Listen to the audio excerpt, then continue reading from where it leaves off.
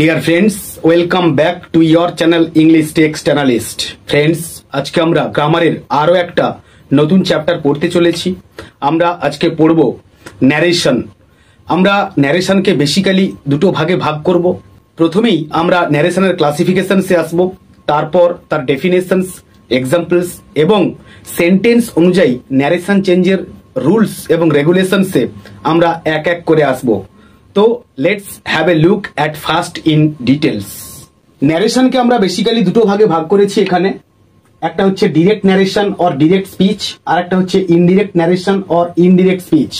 Direct narration কথার অর্থ হচ্ছে প্রত্যক্ষ উক্তি, আর ইনডিরেক্ট ন্যারেশন কথার অর্থ হচ্ছে পরোক্ষ উক্তি। আমরা একটুখানি দেখে নেব ডিরেক্ট ন্যারেশন কাকে বলে বা তার সংজ্ঞা। যখন বক্তার কোনো বক্তব্যকে সরাসরি বলা হবে বা কোটেশনের মধ্যে রাখা হবে তখন তাকে ডিরেক্ট ন্যারেশন বলে। Example, he said I am busy.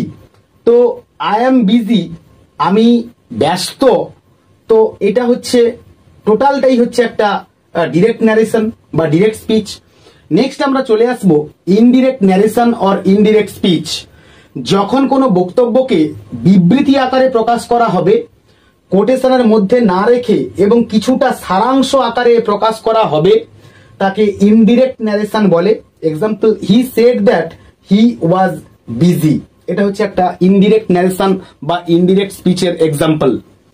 Next আমরা একটুখানি দেখে নেব যে একটা ডিরেক্ট ন্যারেশন বা ডিরেক্ট স্পিচের রিপোর্টিং ভার্ব কোনটা, রিপোর্টেড ভার্ব কোনটা, বা তারও আগে রিপোর্টিং স্পিচ কোনটা এবং রিপোর্টেড স্পিচ কোনটা, তার একটুখানি ধারণা আমরা নিয়ে রাখবো।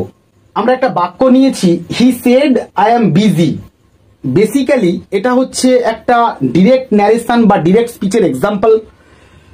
হি সেড, এই যে কমা রয়েছে, এই কমার বাম দিকের অংশটা হচ্ছে রিপোর্টিং স্পিচ, আর রিপোর্টিং স্পিচের মধ্যে যে ভার্বটা থাকবে সেটা হচ্ছে রিপোর্টিং ভার্ব, যেমন কি সেড।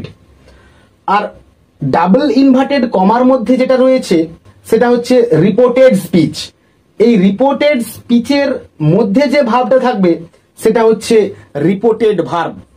নেক্সট আমরা চলে আসব সেন্টেন্স অনুযায়ী ন্যারেশন চেঞ্জের রুলস এবং রেগুলেশনস নিয়ে। আমরা দেখে নেব জেনারেল রুলস অ্যাসার্টিভ সেন্টেন্সের উপর। নাম্বার 1, একটি অ্যাসার্টিভ সেন্টেন্সে ডিরেক্ট স্পিচ থেকে ইনডিরেক্ট স্পিচে ট্রান্সফার করার সময় রিপোর্টেড স্পিচের শুরুতে দ্যাট নামক কনজাংশনটা আসে বা বসে। নাম্বার 2,